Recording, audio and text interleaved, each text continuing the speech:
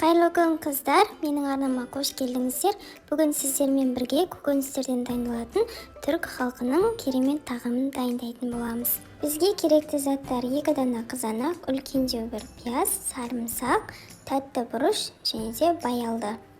Ең алдымен баялдыларымызды жуып, тазалап, пешке салуға болатын ыдысымызға салып аламыз. Және де осылай шанышқының көмегімен баялдыны әр жерінен тесіп шығатын боламыз.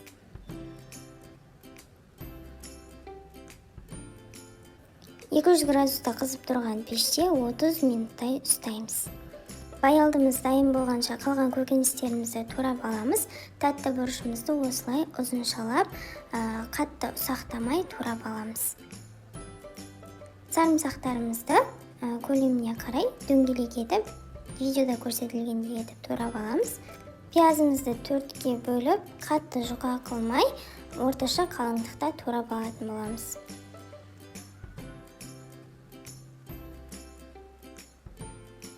Ал қызанақтарымызды майда 4 бұрыш етіп турап алатын боламыз.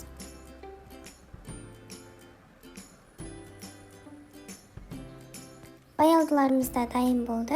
Осындай кейіпке ену керек. Қабықтары тез алынады. Пышақтың көмегімен немесе қолмен тазалап алсаңыздар болады.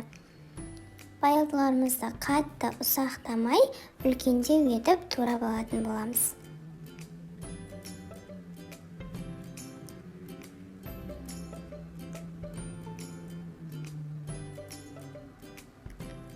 Енді табамызға май құйып, үстінен пиязымызды салып, қызарғанша жақсылап қуырып аламыз.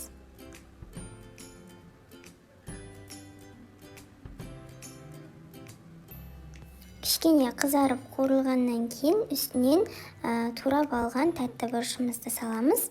Жақсылап араластырып, 5 минуттай бетін жауып қуырып алатын боламыз.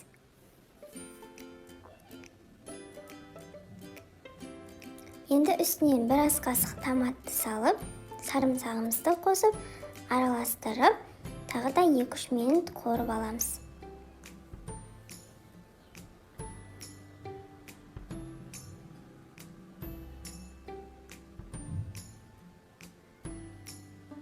Енді қызанағымызды қосамыз.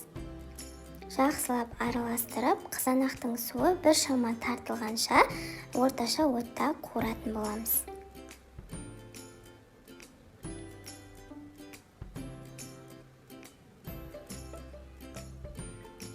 Үстінен дәміне қарай тұз, бұрыш, өздеріңіз ұнатқан дәмдеуіштерді қоссаңыздар болады. Бұны баялдыны қоспас алдын дәмдеуіштерді қосып, бір араластырып алыңыздар. Соңынан баялдымызды қосып, қатты араластырмай, байыппен жай араластырып алатын боламыз. Біздің баялдыларымыз пеште піскендіктен езіліп кетуі мүмкін, сондықтан баялдыны соңынан саламыз. Бетін жауып 7-8 минуттай пісіріп алатын боламыз. Мінекей қыздар, біздің тағамымыз дайын. Жаз мезгілінде тез дайын бола қоятын, дәмі ерекше керемет болып шығатын, көкөністерді қатты жақсы көретін жандар үшін таптырмас тағам болары анық. Міндетті түрде бір рет жасап көріңіздер, сіздерге ұнайды деген ойдамын. Ас болсын.